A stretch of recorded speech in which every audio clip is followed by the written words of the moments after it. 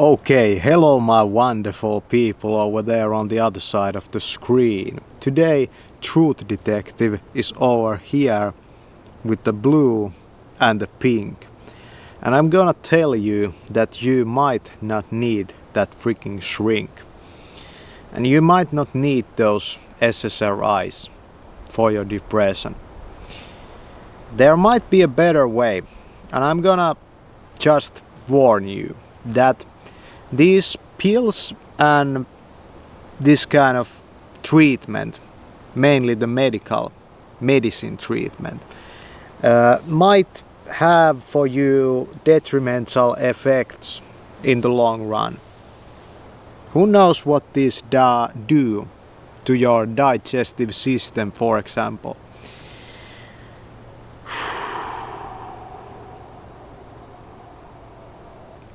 Let's breathe and let's become conscious of our environment. What are the variables that make your depression worse? And what are the variables that make it better?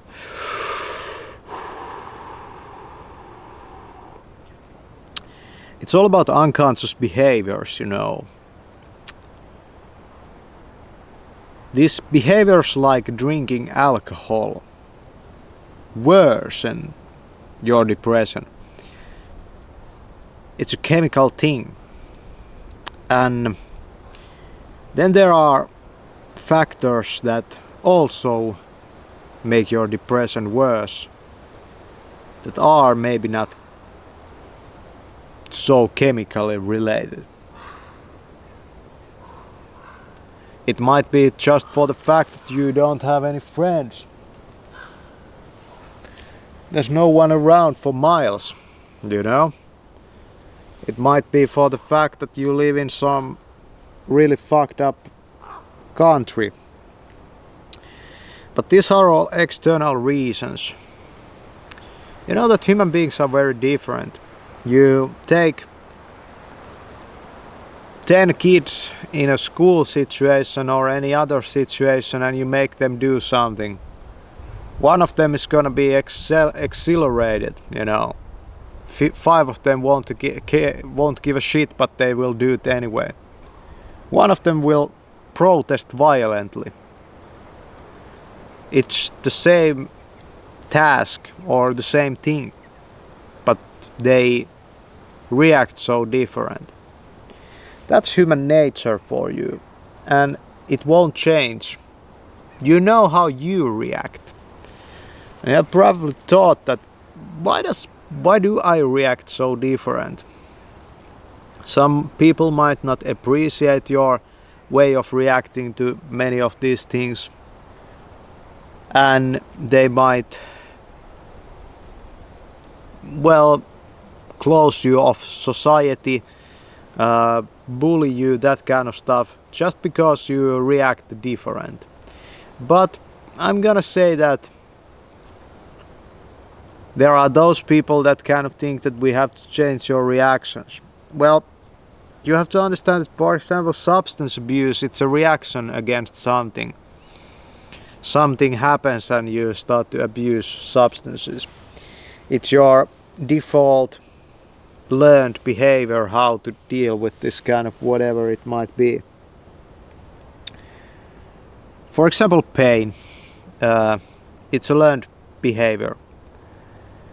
And I'm gonna ask you that is your depression also kind of learned? It might be a far stretch to ask this, but is it kind of that you're reacting to this situation with your depression when it's not very empowering to do that, you know? You might be able to find a better way to react to this situation, you know. For example, I'm sitting over here. This is just an example. I'm sitting over here and this is not the most comfortable place to sit. One person could react to this situation by standing up and heading to a better place to sit, to search for a better place. One person might react with anger but not do anything about this situation. One person might try to find a better posture to sit, you know. Those are the yogis, you know. They get to all kinds of weird postures, you know. That's their way of dealing with, probably also with the depression, you know. And then there are those people that would cut down this tree, you know, would just be, get me a fucking saw and let's deal with this fucking tree so nobody else will have to deal with this uncomfortableness anymore. Are those all comfort-seeking behaviors?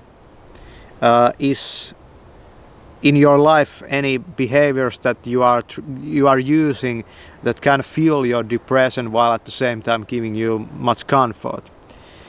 Eating comfort foods, for example, might be comforting, but at the same time, you know, it's not very comfortable to be the fattest guy ever, you know. It's not very comfortable to walk up the stairs when you're that, you know, in bad condition. So try to understand that when you seek something good, something bad will probably follow from it. Maybe not instantly, but in few months. That's just how life works. I don't know why. When I was younger, I had a lot of these habits, you know. I stared at computer monitors all day, sat around on the computer, played video games and used some drugs and like these bad behaviors, you know. And I got rid of most of them. But what I didn't get rid of is that most of my ways of reacting to stuff are not very... I got more productive, but most of the ways that I reacted to stuff were not very productive, you know. Like closing down when, for example, you get rejected by some group or somebody, closing down and never talking to any human beings anymore is not productive, you know. It's kind of like giving up. And giving up also is a kind of reaction. It's not actually doing nothing. It's a kind of reaction and a doingness in itself.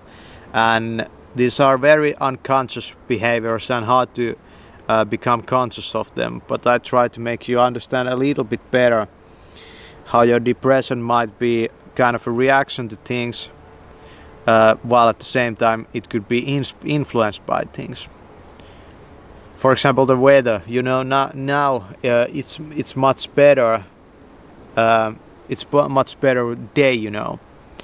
So do your depressions, you know, do they like just go and come and go with the days, you know? Are some days better or is just, you know, just depression?